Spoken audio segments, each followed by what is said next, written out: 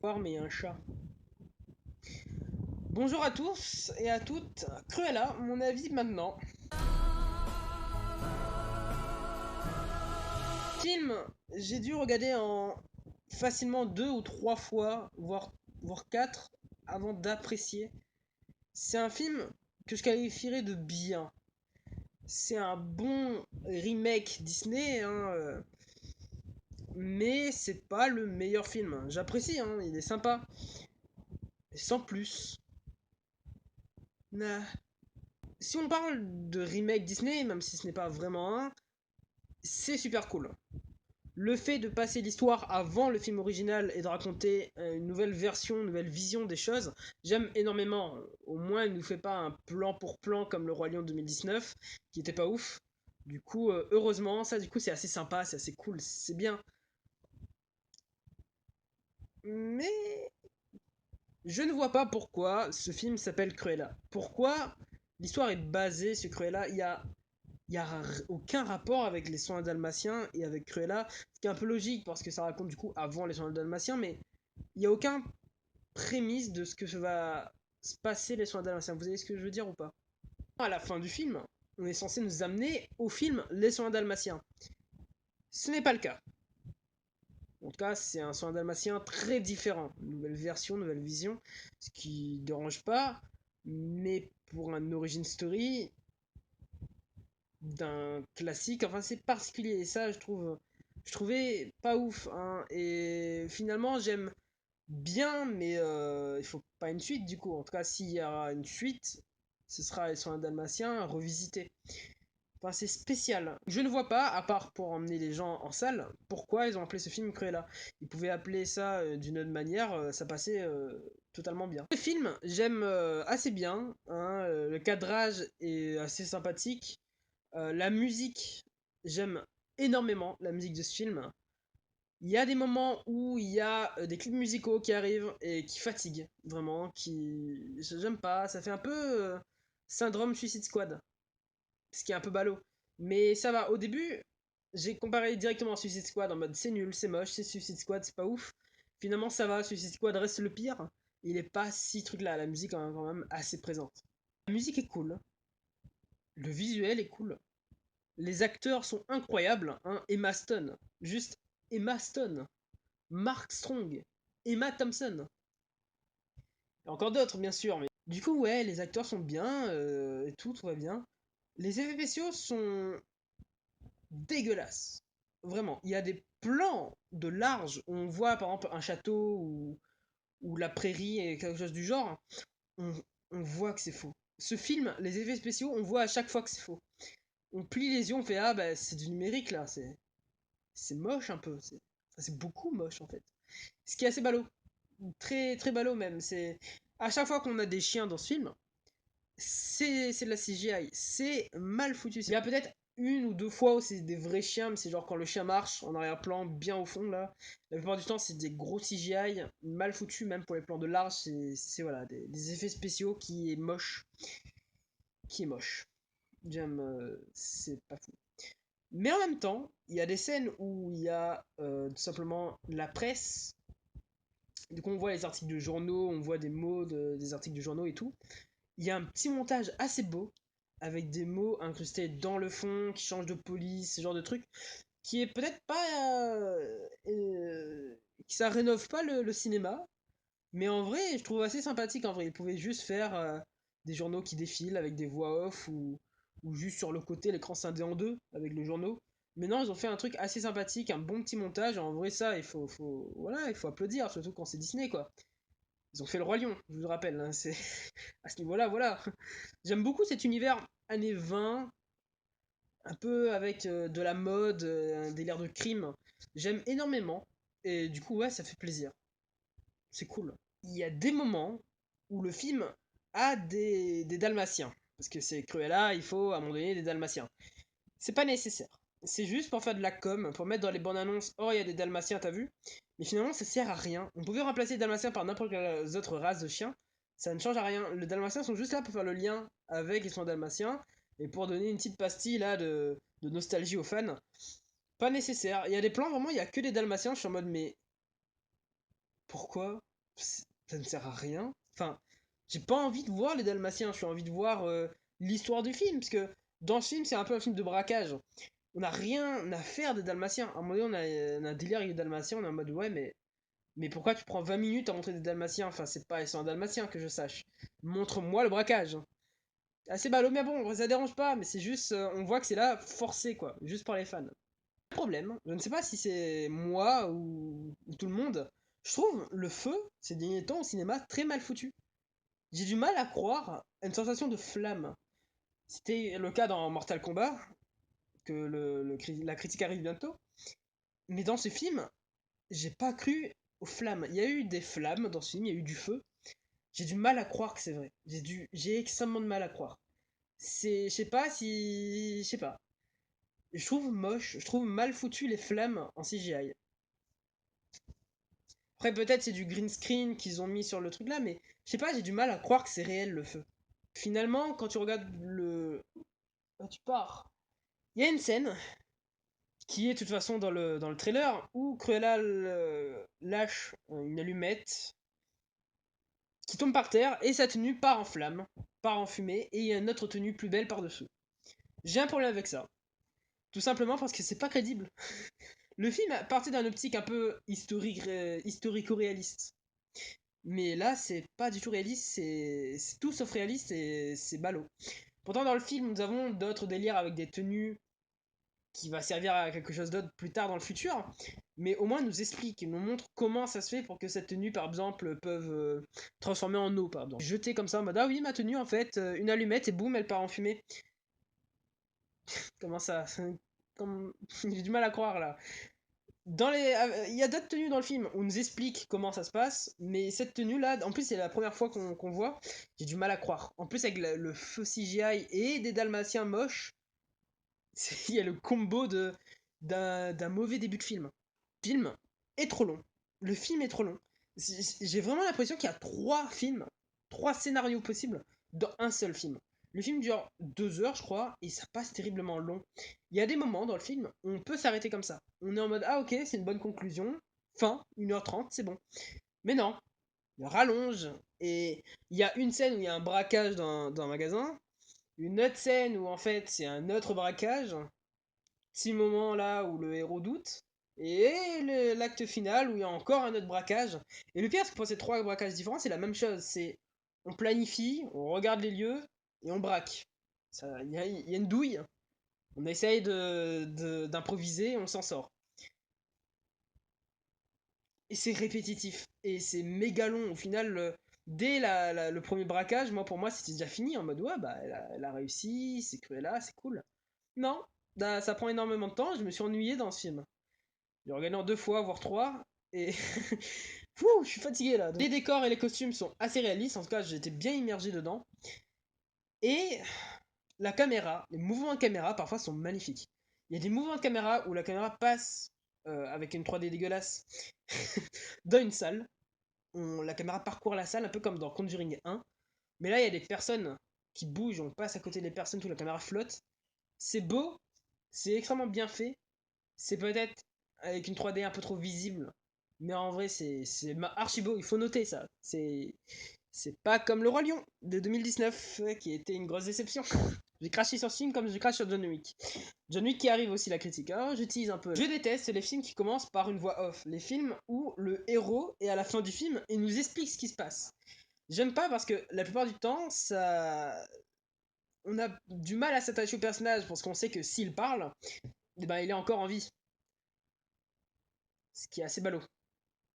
Dans ce film, on commence direct avec un spoiler en mode ah oui, à la fin je meurs. Du mal à croire, beaucoup de mal à croire. Parce que la plupart de ces films où on dit que ouais, c'est la mort, finalement c'est pas la fin.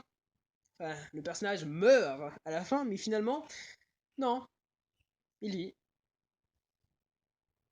J'ai du mal, j'aime pas. C'est pas ouf. C'est pas ouf. La seule fois où j'ai bien aimé, c'est dans Kick-Ass, mais Kick-Ass, c'est une comédie qui prend à revers ce cliché, du coup, ouais. Mais tous ces films, genre Megamind, Sonic, Cruella, ce genre de films, j'aime pas. Ou Deadpool. Mais Deadpool, lui, il dit pas qu'à la fin il meurt. Mais vous voyez, c'est ce genre de film où on est en mode oh mon dieu, il y a une scène d'action incroyable, est-ce que le héros va s'en sortir? Et ben oui, parce que le héros est en train de te parler actuellement, du coup, ben, pas besoin d'avoir peur pour lui. C'est à cette sensation que j'aime pas. Et voilà. En plus, dans ce film, à un moment donné, la voix off détruit des scènes dramatiques, c'est violent. Il y a une scène où le héros dit que sa mère est morte. Et la voix off fait une blague là-dessus. À la seconde même. Genre, oui, ma mère est morte, oh, prout, une blague. Ça a détruit l'ambiance là, on était à fond dedans, on était triste. Et là, voix off qui rajoute des blagues par-dessus, c'est pas Deadpool quoi, c'est Cruella, c'est c'est censé être une méchante. Cruella est une gentille finalement. Ben c'est ballot, très ballot même. Ça fait un peu comme Maléfique, qui est un film pas ouf. C'est ballot, c'est Nyeh. On sent peut-être une petite pointe d'inspiration au Joker.